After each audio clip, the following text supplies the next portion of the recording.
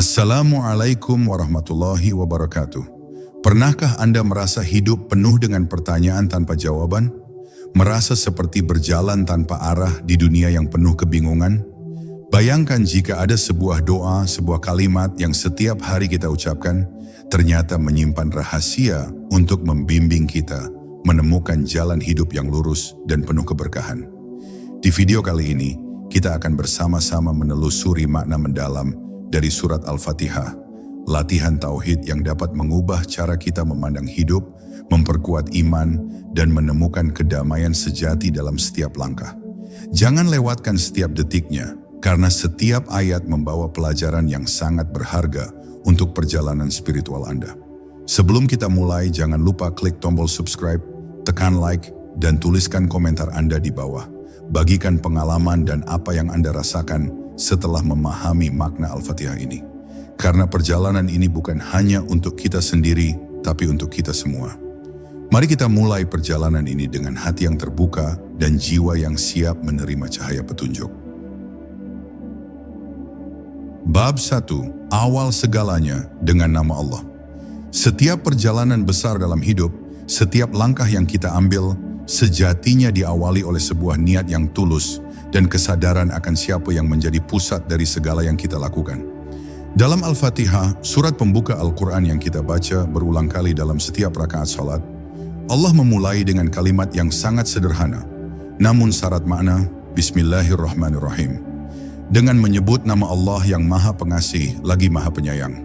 Kalimat ini bukan hanya pembuka formal, melainkan sebuah deklarasi tauhid yang mendalam, sebuah pengakuan bahwa segala sesuatu yang hendak kita mulai haruslah diawali dengan kesadaran penuh bahwa segala daya dan upaya bukanlah milik kita sendiri, melainkan berada di bawah naungan kasih sayangnya yang tak terbatas. Dengan menyebut nama Allah, kita mengikat diri dalam sebuah ikatan spiritual yang mengajarkan kerendahan hati dan penghambaan total, melepaskan segala kesombongan dan ketergantungan pada kemampuan semu kita. Lebih dari itu, Bismillah bukan hanya kalimat yang meluncur dari bibir secara otomatis. Ia adalah panggilan jiwa yang mengingatkan kita bahwa setiap tindakan yang kita lakukan, betapapun kecil atau besar, memiliki konsekuensi spiritual. Ia mengajarkan kita bahwa hidup kita sehari-hari adalah ladang amal yang harus disemai dengan niat ikhlas dan pengharapan ridha ilahi. Di balik kata-kata ini, tersembunyi sebuah pelajaran penting, bahwa kita tidak berdiri sendiri menghadapi dunia yang luas dan penuh tantangan ini. Sebaliknya, kita berada di bawah pengawasan dan perlindungan Sang Pencipta yang Maha Pengasih dan Maha Penyayang. Ini adalah bentuk latihan tauhid yang paling dasar dan paling mendasar, menempatkan Allah sebagai pusat penggerak segala aktivitas hidup kita, dari yang paling sederhana hingga yang paling kompleks. Menarik untuk direnungkan, Allah tidak memulai dengan gelar kekuasaan yang menakutkan seperti Yang Maha Kuasa atau Yang Maha Perkasa, meski Dia memang demikian. Sebaliknya, Allah memilih memulai Al-Fatihah dengan nama-nama yang penuh kelembutan dan cinta, yaitu Ar-Rahman dan Ar-Rahim.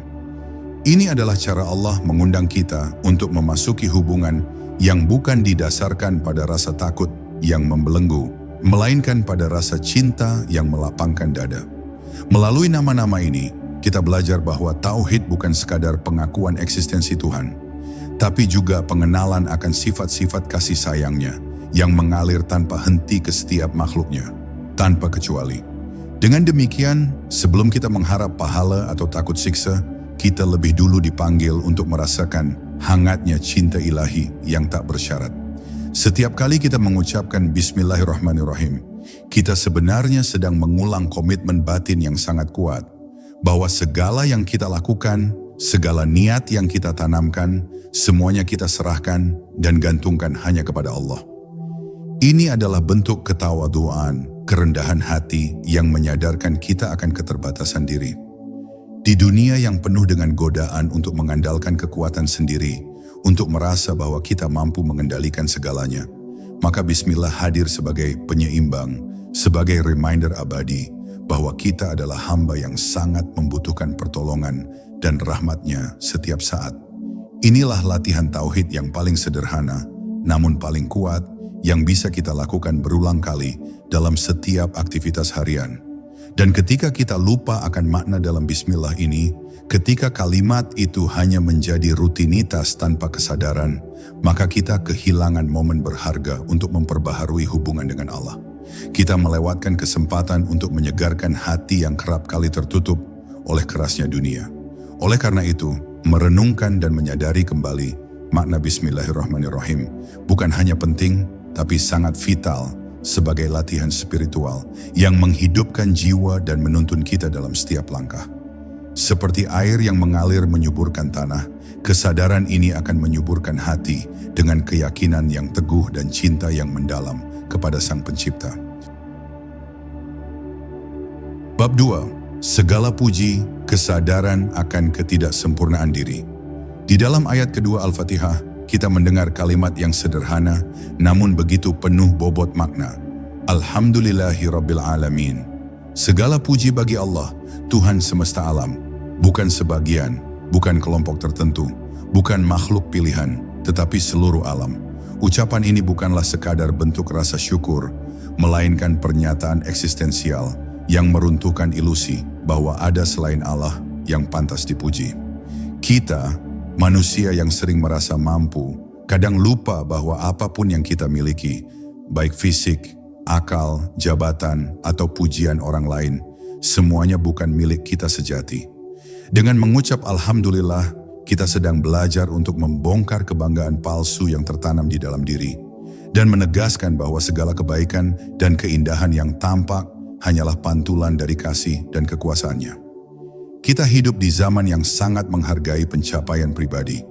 Dari ruang kerja hingga media sosial, manusia berlomba-lomba menonjolkan keberhasilan dan menagih pujian. Tapi Al-Fatihah mengajari kita sesuatu yang sangat mendasar, bahwa pujian bukanlah untuk makhluk, tapi untuk Allah. Mengapa? Karena tidak ada satu pun kebaikan yang berasal murni dari kita. Bahkan jika tangan kita yang bekerja, jika pikiran kita yang mencipta, jika tubuh kita yang bergerak, semua itu pada hakikatnya hanyalah alat. Alat yang digerakkan oleh kehendak dan izin dari Allah, Rabb seluruh alam. Maka ketika kita berhasil, kita tidak merasa besar kepala. Dan ketika kita gagal, kita tidak merasa hancur. Karena kita tahu yang layak dipuji hanya Dia, dan Dia pula yang menilai semua dengan adil. Kata Rabb dalam ayat ini bukan hanya berarti Tuhan, Ia berarti pemelihara, pengatur, pengasuh. Ia bukan sekadar pencipta yang membiarkan ciptaannya berjalan sendiri. Ia adalah Tuhan yang aktif, yang membimbing kita dari kegelapan menuju cahaya, yang menegur ketika kita salah, dan yang mengangkat ketika kita jatuh. Dan Dia adalah Rabb untuk semua makhluk, bukan hanya untuk kaum tertentu. Ini adalah latihan tauhid dalam bentuk yang sangat luas. Pengakuan bahwa tidak ada otoritas yang sesungguhnya selain Dia, tidak ada yang benar-benar mengatur selain Dia. Maka kepada siapa lagi hati ini bersandar, jika bukan kepada Rabb yang mengatur alam semesta ini dengan sempurna? Dan lebih dalam lagi, ayat ini bukan hanya menuntun kita untuk memuji Allah, tetapi juga untuk menyadari ketidaksempurnaan diri. Kita tidak diminta untuk menyembah karena kita sempurna, tapi justru karena kita lemah. Kita diminta untuk memuji, bukan karena Allah butuh pujian kita, tetapi agar kita sadar bahwa tidak ada satupun kebaikan dalam hidup ini yang terjadi tanpa campur tangannya. Saat kita mengucap Alhamdulillah, kita sedang menyembuhkan hati dari penyakit ujub dan takabur. Kita sedang menyadarkan diri bahwa dalam dunia yang bergerak cepat ini, kita tetap harus punya ruang tenang untuk mengingat siapa yang sesungguhnya memegang kendali. Maka setiap kali lisan ini mengucapkan Alhamdulillahirabbil alamin, jangan biarkan itu hanya menjadi gema suara. Jadikan ia sebagai getaran hati. Jadikan ia sebagai momen untuk kembali ke pusat kehidupan Allah yang menciptakan, memelihara, dan memanggil kita dengan lembut untuk kembali kepadanya. Saat kita menjadikan pujian hanya milik Allah, saat itulah hati kita menjadi ringan. Kita tidak lagi terbebani oleh penilaian manusia, tidak lagi haus akan pengakuan, karena kita tahu pujian sejati telah kita kembalikan kepada tempat yang paling layak, kepada Rabb kita, Tuhan seluruh alam. Bab 3. Ar-Rahman Ar-Rahim, dua sayap kasih yang membentang. Ketika Allah menyebut dirinya sebagai Ar-Rahman dan Ar-Rahim, Ia sedang mengundang kita untuk memahami bahwa kekuasaannya tidak pernah berdiri sendiri, tetapi selalu menyatu dengan kasih-Nya. Keduanya berasal dari akar kata yang sama, rahmah, yang berarti kasih sayang, namun memiliki cakupan yang berbeda. Ar-Rahman adalah kasih yang meluas, merata ke seluruh makhluk, tanpa syarat dan tanpa pilih kasih. Bahkan orang yang tidak mengenal Allah pun, yang menolaknya, masih tetap menghirup udara yang sama, mendapatkan rezeki yang sama, dan merasakan nikmat yang sama. Sementara Ar-Rahim adalah kasih yang mendalam, berkelanjutan, dan istimewa, yang Allah berikan khusus kepada hamba-hambanya yang beriman dan beramal saleh. Inilah dua sayap yang membentangkan rahmat Allah ke seluruh penjuru semesta, luas sekaligus dalam, merata sekaligus terpilih. Tauhid bukan sekadar mengakui bahwa Allah Maha Esa, Ia juga menuntut kita mengenal sifat-sifat-Nya dengan mendalam. Dengan menyebut Ar-Rahman Ar-Rahim dalam salat kita sedang diajarkan untuk melihat dunia ini dengan lensa kasih, bukan hanya aturan. Kita tidak diajak menyembah Tuhan yang dingin dan jauh, tapi Tuhan yang penuh cinta, yang mendengar bisikan hati hambanya, bahkan sebelum hamba itu membuka lisan. Ini adalah latihan tauhid yang menyentuh dimensi emosi, bukan hanya logika. Sebab tauhid bukan hanya soal keyakinan, tapi soal relasi batin, hubungan yang hangat, lembut, dan penuh percaya kepada Tuhan yang kasih-Nya melampaui batas imajinasi manusia. Sayangnya sebagian dari kita tumbuh dalam pemahaman agama yang hanya menekankan sisi murka dan azab, seolah Allah selalu mengintai kesalahan untuk menghukum. Padahal sebelum kita sampai ke ayat tentang keadilan dan pembalasan, Allah lebih dulu memperkenalkan diri sebagai Ar-Rahman dan Ar-Rahim. Ia ingin kita mengenalnya dari sisi cinta terlebih dahulu, sebelum sisi perhitungan. Ini bukan berarti kita meniadakan keadilan Allah, tetapi agar kita tak salah jalan dalam memahami siapa sebenarnya yang kita sembah. Tuhan kita adalah Tuhan yang sayangnya mendahului murkanya. Dan inilah pondasi keimanan yang sehat. Takut karena cinta, tunduk karena rindu, bukan karena semata ketakutan kosong. Ketika kita mulai melihat kehidupan melalui sifat Ar-Rahman dan Ar-Rahim, maka kita akan lebih mudah memaafkan, lebih lapang dalam memberi, dan lebih jernih dalam memandang sesama. Karena kita sadar, jika Allah saja begitu pemurah pada kita yang sering lalai, siapa kita yang terlalu cepat menutup pintu maaf untuk orang lain? Tauhid yang sejati bukan hanya membentuk hubungan kita dengan Tuhan, tetapi juga memperbaiki cara kita memperlakukan makhluknya. Dengan dua sifat ini, Allah mengajari kita bahwa kekuatan sejati bukan terletak pada kekuasaan yang menekan, tetapi pada cinta yang membebaskan dan merangkul. Jadi, setiap kali kita melafalkan Ar-Rahman Ar-Rahim dalam salat, mari berhenti sejenak. Rasakan makna dari nama-nama itu. Biarkan ia meresap, membasuh luka hati, menenangkan kegelisahan, dan melapangkan dada. Sebab ketika kita benar-benar sadar bahwa Tuhan kita adalah Maha Pengasih dan Maha Penyayang, maka kita tidak akan pernah merasa sendiri, tidak dikala gagal, tidak saat kehilangan, dan tidak pula ketika dunia seakan berpaling. Karena kita tahu ada kasih yang lebih luas dari lautan, lebih dalam dari duka, dan lebih setia dari waktu. Itulah kasih dari Tuhan yang kita sembah, Ar-Rahman Ar-Rahim. Bab 4, Penguasa Hari Pembalasan, Tauhid yang menata arah hidup.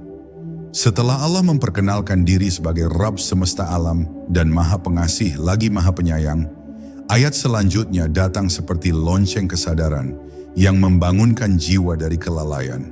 Maliki Yaumiddin, pemilik hari pembalasan. Disinilah wajah tauhid bergeser dari kelembutan menjadi ketegasan. Jika ayat-ayat sebelumnya membelai hati, maka yang satu ini menggugah pikiran dan mengguncang kesombongan. Hari pembalasan bukan sekadar ancaman, tetapi penegasan bahwa hidup ini bukan ruang kosong tanpa arah. Bahwa setiap keputusan, tindakan, dan pilihan akan dihitung, dan pada akhirnya kita akan berdiri sendiri di hadapan penguasa mutlak. Tak ada kuasa lain, tak ada perantara, tak ada tempat bersembunyi. Kita hidup di dunia yang kerap menilai seseorang dari citra luarnya, gelar, jabatan, kekayaan, pengaruh. Tapi tauhid yang terkandung dalam Maliki Yaumiddin merobohkan semua ilusi itu. Karena di hari pembalasan, tak ada yang diukur dari apa yang tampak. Yang diperhitungkan adalah niat tersembunyi, amal yang konsisten, dan hati yang jujur dalam berserah. Ini adalah pengingat keras bahwa segala bentuk ketidakadilan yang kini luput dari hukum dunia tidak akan luput dari pengadilan akhirat. Bahwa siapapun yang berbuat zalim, sekecil apapun, akan bertanggung jawab di hadapan Allah. Dan siapapun yang bersabar dalam keikhlasan, sekecil apapun amalnya, tidak akan sia-sia di hadapannya. Kalimat ini mengajari kita untuk hidup dengan arah, sebab kehidupan yang tidak terikat pada akhirat akan terjebak dalam absurditas. Kita bisa hidup dalam kelimpahan, tapi tanpa makna. Kita bisa tersenyum di luar, tapi hampa di dalam. Maka Maliki Yaumiddin adalah kompas spiritual yang menuntun kita kembali ke orientasi abadi. Bahwa segala yang kita lakukan hari ini, dari niat hingga tindakan, akan bergema di kehidupan setelah mati. Ini bukan untuk menakut-nakuti, melainkan untuk menjaga agar kita tidak terlena dalam dunia yang fana. Dunia ini hanya persinggahan, bukan rumah. Dan setiap rumah sejati pasti punya pintu akhir, tempat kita pulang untuk mempertanggungjawabkan segalanya. Di balik ketegasan ayat ini, terselip pula penghiburan bagi mereka yang dizalimi. Mereka yang disakiti, disingkirkan, atau diperlakukan tidak adil. Mereka yang menangis dalam doa dan diam dalam sabar. Maliki Yaumiddin adalah janji bahwa tak ada satupun air mata yang sia-sia, tak ada luka yang tak terbayar, dan tak ada kebaikan yang tak dihitung. Tauhid bukan hanya tentang mengenal Tuhan dalam keindahan, tapi juga percaya kepadanya dalam ketegasan hukumnya. Bahwa keadilan sejati akan datang, dan bahwa Allah dengan segala sifat kasih-Nya juga adalah hakim yang paling adil, yang tidak pernah luput dari satupun perkara. Maka saat kita mengucapkan ayat ini dalam salat, mari jangan hanya membacanya sebagai rutinitas. Mari kita gunakan sebagai momen introspeksi. Sudahkah kita hidup dengan kesadaran bahwa ada hari pembalasan? Sudahkah kita jujur dalam amal, bersih dalam niat, dan lurus dalam tujuan? Jika belum, inilah kesempatan untuk memperbaiki arah. Sebab selama nafas masih ada, pintu taubat tetap terbuka. Dan selama hati ini mau mengakui bahwa kita hanyalah hamba, bukan penguasa, maka jalan kembali kepadanya selalu ada. Karena pada akhirnya, di hadapan Maliki Yaumiddin, kita semua akan kembali menjadi satu, hamba yang berharap ampunan. Bab 5. Hanya kepadamu kami menyembah. Penghambaan yang memerdekakan. Tibalah kita pada ayat yang menjadi inti dari seluruh Al-Fatihah. Iyyaka na'budu wa iyyaka nasta'an. Hanya kepadamu kami menyembah dan hanya kepadamu kami memohon pertolongan. Ini adalah kalimat yang mengandung ketundukan total, tetapi justru di dalamnya terkandung kebebasan sejati. Sebab manusia diciptakan bukan untuk tunduk kepada sesama manusia, bukan untuk diperbudak oleh harta, jabatan, atau ambisi duniawi. Kita diciptakan untuk hanya bersujud kepada Allah, dan hanya dalam sujud itulah kita menemukan kemerdekaan paling hakiki, merdeka dari segala bentuk penghambaan palsu yang melemahkan jiwa dan merusak fitrah. Kalimat ini adalah deklarasi tauhid yang paling jelas. Bukan hanya secara lisan, tapi secara batin, bahwa tidak ada ibadah yang pantas diberikan kepada selain Allah. Ibadah di sini bukan hanya salat atau puasa, tapi seluruh dimensi hidup. Ketika hati bersandar hanya kepada Allah, ketika harapan kita tempatkan hanya padanya, ketika kita menolak bergantung secara mutlak pada selain Dia, itulah bentuk ibadah yang sejati. Maka ketika seseorang berkata, Iyyaka na'budu, ia sebenarnya sedang menegaskan identitas hidupnya, bahwa ia adalah hamba dan hanya Allah satu-satunya Tuannya. Tidak ada ruang bagi kesombongan, tidak ada tempat bagi kemandirian semu. Yang ada hanyalah pengakuan jujur bahwa kita lemah dan Allah lah satu-satunya sumber kekuatan. Namun Allah tahu bahwa penyembahan itu sendiri tidak mudah. Maka dalam nafas yang sama, kita diajarkan untuk memohon pertolongan. Wa iyyaka nasta'an. Sebuah pengakuan bahwa bahkan untuk menjadi hamba yang taat, kita tidak bisa mengandalkan diri sendiri. Kita butuh dituntun, kita butuh dikuatkan, kita butuh pertolongan darinya untuk tetap berada di jalannya. Betapa indahnya hubungan antara manusia dan Tuhan yang digambarkan di sini, Bukan hubungan antara penguasa yang jauh dan rakyat yang tak dikenal, tapi hubungan seorang hamba yang lemah dengan Tuhan yang peduli, yang senantiasa membuka tangannya untuk membantu siapapun yang meminta. Kalimat ini juga mengajarkan keseimbangan spiritual yang luar biasa. Iyyaka na'budu tanpa iyyaka nasta'in bisa membuat kita jatuh dalam kesombongan ibadah, merasa telah cukup, merasa telah mampu, merasa telah suci. Tapi iyyaka nasta'in tanpa iyyaka na'budu bisa membuat kita bergantung tanpa berjuang, pasrah yang pasif, berserah tanpa bergerak. Maka dua kalimat ini berdiri berdampingan, saling menguatkan. Ibadah yang aktif dan permohonan yang tulus. Inilah pelatihan tauhid yang membentuk manusia menjadi pribadi yang tegas dalam prinsip, tetapi lembut dalam bergantung. Kuat dalam tekad, namun sadar bahwa kekuatan itu hanya ada karena pertolongan Allah. Dan akhirnya, ketika ayat ini kita ucapkan dalam setiap rakaat, ia menjadi pengingat terus-menerus bahwa kita tidak bisa menjalani hidup ini sendirian. Kita bukan pemilik kendali penuh atas hidup kita. Kita bukan pengatur hasil. Kita hanya berjalan, berusaha, dan menyembah. Selebihnya kita serahkan padanya. Maka siapapun yang mengucapkan kalimat ini dengan hati yang sadar, ia tidak akan pernah merasa benar-benar hancur oleh ujian. Karena ia tahu pertolongan Allah tidak pernah jauh. Dan ibadah yang tulus adalah tempat ia pulang, kapanpun, dimanapun, dalam keadaan apapun. Bab 6. Tunjukilah kami jalan yang tak bisa dicari sendiri. Setelah menyatakan penghambaan dan permohonan kepada Allah, lisan ini pun dibimbing mengucapkan permohonan yang paling mendasar dalam hidup manusia. Ihdinas siratal mustaqam. Tunjukilah kami jalan yang lurus. Tidak ada doa yang lebih penting, lebih mendalam, dan lebih menentukan arah kehidupan dari kalimat ini. Ia adalah inti dari perjalanan hidup manusia di dunia. Sebab manusia bisa saja punya pengetahuan, bisa saja punya kekuatan, bisa saja punya niat yang baik, tetapi tanpa petunjuk, ia tetap bisa tersesat. Al-Fatihah mengajari kita bahwa hidup bukan soal mampu, tapi soal ditunjuki. Bahwa hidayah itu bukan hasil usaha semata, tetapi anugerah yang hanya bisa diberikan oleh Dia yang Maha mengetahui segala jalan. Kalimat ini juga mengajarkan bahwa kita bukan sedang meminta jalan yang enak atau jalan yang cepat, tetapi jalan yang lurus. Jalan yang mungkin penuh tantangan, jalan yang kadang menyakitkan, tapi itulah jalan yang benar.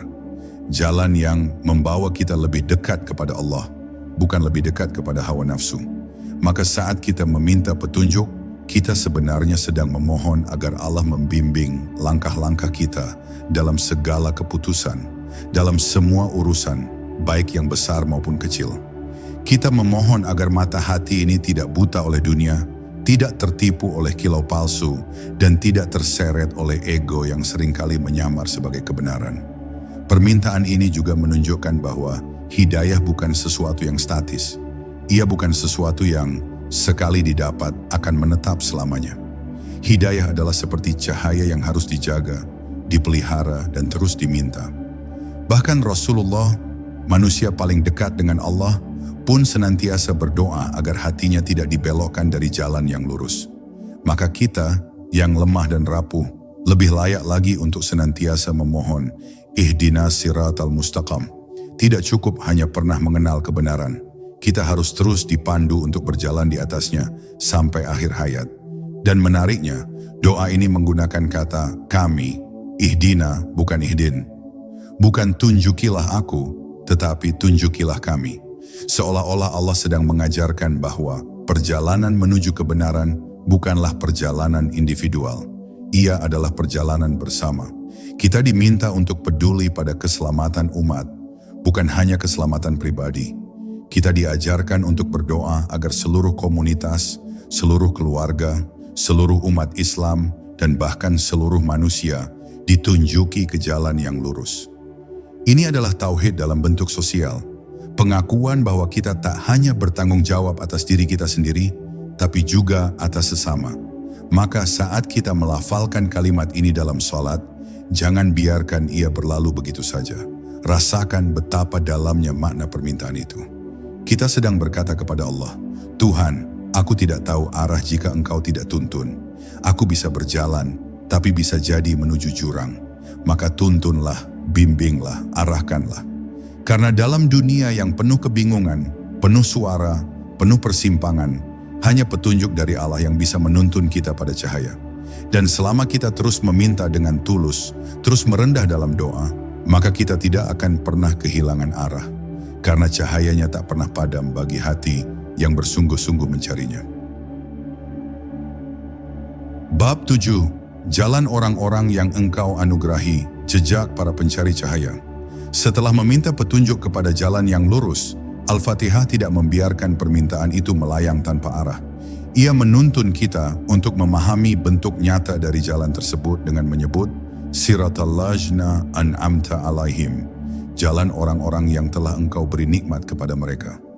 Ini bukan jalan yang abstrak, ini adalah jalan yang sudah dilalui, yang sudah ditapaki oleh jiwa-jiwa besar yang lebih dulu meniti kebenaran dengan keteguhan dan keikhlasan. Mereka adalah para nabi, para syidiqin, para syuhada, dan orang-orang saleh. Mereka bukan mitos, mereka adalah cermin.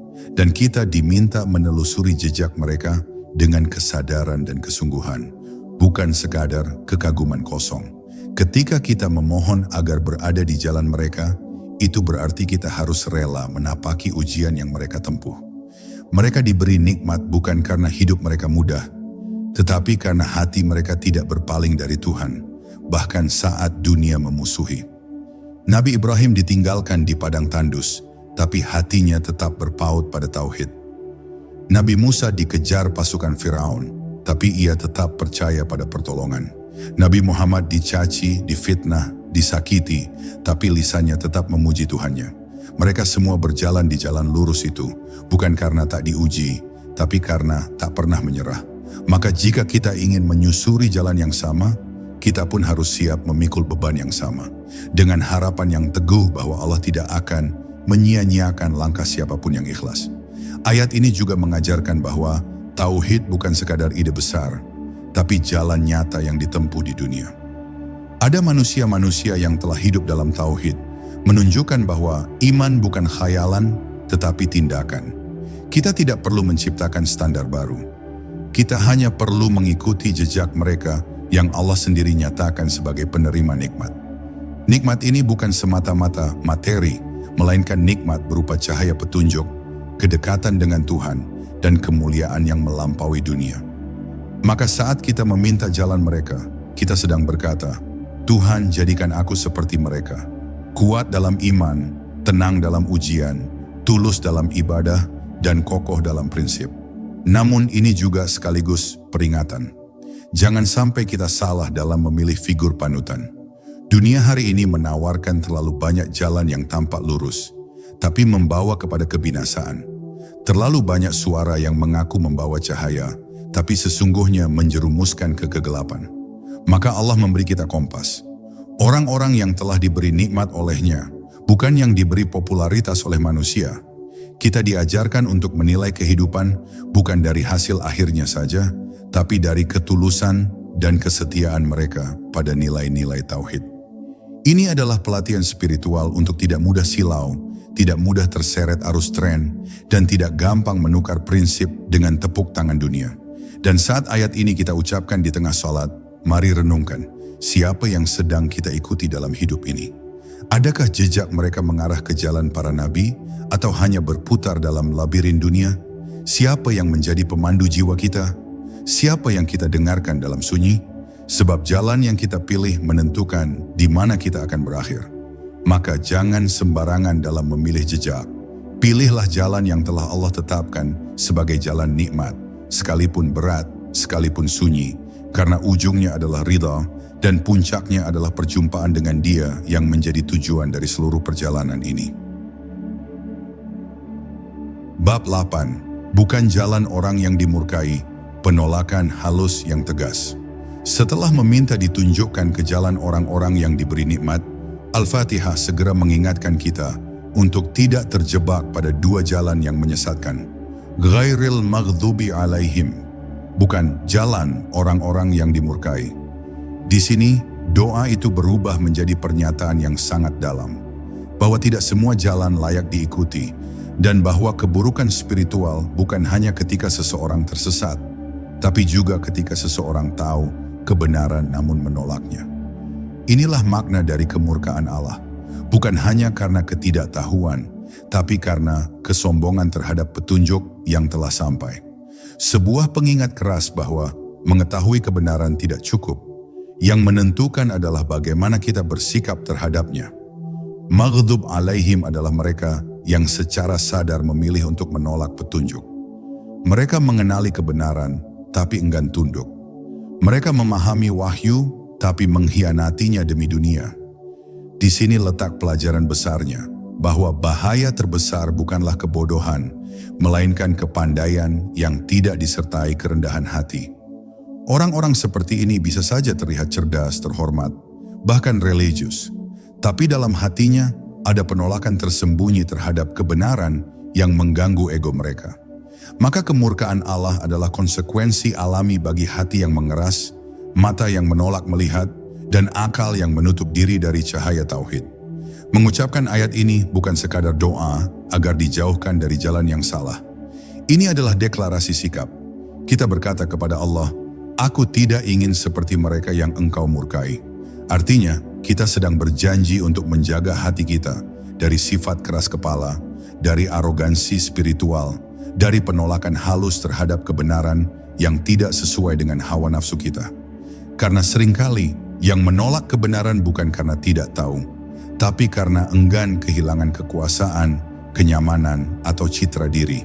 Maka ayat ini adalah pelatihan batin untuk jujur kepada Allah dan kepada diri sendiri. Ayat ini juga mendidik kita untuk tidak terjebak dalam kepalsuan religiositas.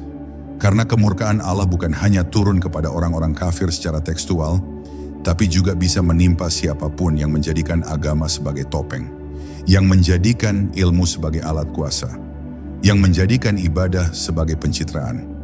Maka saat kita membaca ayat ini, kita ditantang untuk mengoreksi diri. Apakah kita sungguh tunduk atau hanya tampil seolah tunduk? Apakah kita taat karena cinta atau hanya karena tekanan sosial? Ini bukan sekadar ayat tentang orang lain, tapi tentang potensi kegelapan dalam diri sendiri yang harus diwaspadai. Dan akhirnya, saat kita melafalkannya dalam doa, mari ucapkan dengan hati yang gemetar.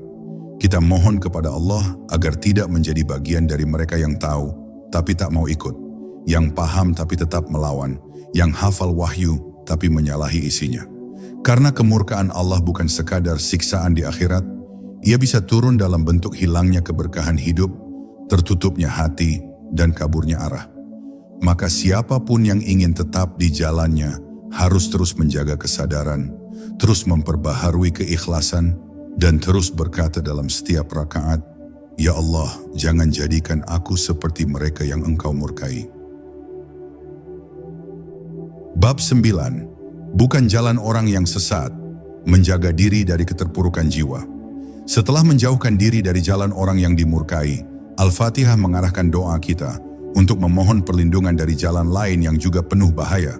Waladdallin, bukan jalan orang-orang yang sesat. Kata sesat di sini bukan sekadar kehilangan arah secara fisik, tapi lebih pada kesesatan batin yang membelenggu jiwa dan membutakan hati. Seseorang yang sesat bukan hanya tidak tahu jalan, tetapi juga terseret dalam kekeliruan yang berulang, kesalahan yang melekat, dan kebingungan yang tak berujung. Kesesatan ini adalah jebakan halus yang bisa menimpa siapa saja, bahkan orang yang berilmu sekalipun, jika ia kehilangan hubungan dengan kebenaran yang hakiki. Memohon perlindungan dari kesesatan berarti mengakui kelemahan diri kita. Kita sadar bahwa dunia ini penuh dengan godaan yang bisa membuat hati goyah, pikiran rancu, dan tindakan salah. Kesesatan itu seperti kabut yang menutupi pemandangan, membuat seseorang berjalan dalam gelap tanpa tanda yang jelas. Kita mohon agar Allah menjaga hati kita tetap terang, pikiran kita tetap jernih, dan jiwa kita tetap teguh pada prinsip tauhid yang telah ditanamkan. Doa ini mengandung permintaan agar tidak mudah terombang-ambing oleh bisikan hawa nafsu, ajakan duniawi, atau fitnah zaman. Selain itu, ayat ini mengingatkan bahwa Kesesatan bukan hanya perkara pengetahuan yang salah, tetapi juga ketidakmampuan menjaga konsistensi dalam beriman. Seseorang bisa saja tahu kebenaran, bahkan mengamalkannya, tapi jika hatinya tidak tetap, jika ia mudah tergoda untuk menyimpang, maka ia termasuk golongan yang sesat. Maka kita memohon agar Allah melindungi kita dari ketidakstabilan iman yang membuat kita mudah tergelincir, dari kelelahan spiritual yang membuat kita menyerah di tengah jalan, dan dari godaan dunia yang mengaburkan tujuan akhir kita. Ayat ini juga mengajarkan tentang pentingnya kesadaran diri dan kewaspadaan spiritual. Kita diajak untuk terus-menerus melakukan evaluasi, introspeksi, dan muhasabah agar tidak terjebak dalam kesesatan yang membelenggu. Kesesatan bukan sesuatu yang datang tiba-tiba tanpa sebab. Biasanya ia muncul dari ketidaktahuan, kelalaian, atau bahkan kebanggaan yang tidak disadari. Maka doa ini menjadi tameng spiritual yang mendorong kita untuk selalu menjaga keikhlasan, memperbarui niat, dan merawat hubungan batin dengan Allah agar jalan kita tetap lurus dan terang. Dan pada akhirnya, ketika kita melafalkan kalimat ini dalam setiap rakaat sholat, marilah kita membawanya ke dalam hati dengan kesungguhan. Doa ini bukan hanya tentang menghindari kesesatan orang lain, tapi juga tentang menjaga diri sendiri dari kebingungan batin yang bisa mengikis keimanan. Dalam dunia yang penuh gelombang dan badai, doa ini menjadi jangkar yang menguatkan jiwa, menenangkan hati, dan meneguhkan langkah. Sebab hanya dengan perlindungan Allah, kita bisa terus berjalan di jalan yang lurus, menghindari kesesatan, dan sampai pada tujuan hakiki, ridha-Nya yang abadi. Bab 10. Akhir doa, awal perjalanan. Menyatu dengan tauhid sejati. Kita telah sampai di ujung ayat-ayat mulia Al-Fatihah, yang bukan hanya sekadar doa pembuka dalam setiap salat, tapi juga merupakan latihan tauhid yang mendalam setiap hari. Setelah memohon petunjuk, menjauh dari kemurkaan, dan berlindung dari kesesatan, kini saatnya kita menyadari bahwa doa ini bukan hanya kalimat yang diucapkan, melainkan jalan hidup yang harus dijalani dengan penuh kesungguhan dan kesadaran. Setiap lafaz yang kita baca adalah janji kepada diri kita sendiri dan kepada Allah bahwa kita akan terus berusaha meniti jalannya dengan segala tantangan dan keindahan yang menyertainya. Penutup Al-Fatihah mengajarkan kita bahwa hubungan kita dengan Allah adalah sebuah perjalanan yang tiada henti. Setiap hari adalah kesempatan baru untuk memperbaiki diri, memperdalam keimanan, dan memperkuat ikatan tauhid yang menjadi inti dari keberadaan kita. Dalam setiap nafas dan langkah, kita diajak untuk terus menyadari bahwa hanya kepadanya kita menyembah dan hanya kepadanya kita memohon pertolongan. Maka jangan biarkan rutinitas mengikis makna doa ini. Sebaliknya, jadikanlah ia sumber kekuatan dan inspirasi yang mengarahkan seluruh hidup kita. Lebih dari itu, bab ini mengajak kita untuk memahami bahwa tauhid bukan sekadar pengakuan teologis, tapi sebuah pengalaman hidup yang menyentuh seluruh aspek diri. Tauhid menuntut ketulusan hati, kesungguhan tindakan, dan keikhlasan dalam niat. Ketika kita membaca Al-Fatihah, kita sedang menyatukan pikiran, hati, dan jiwa dalam satu kesatuan yang harmonis. Sebuah penghambaan total yang membawa kedamaian dan kebebasan sekaligus. Ini adalah pelatihan batin yang mengajarkan kita untuk hidup dalam kesadaran akan kehadiran Allah yang selalu dekat, yang mengawasi, dan yang memberi arah. Sebagai penutup, mari kita ingat bahwa perjalanan ini bukanlah untuk mereka yang mencari kemudahan semata, tetapi bagi jiwa-jiwa yang haus akan kebenaran dan kedamaian.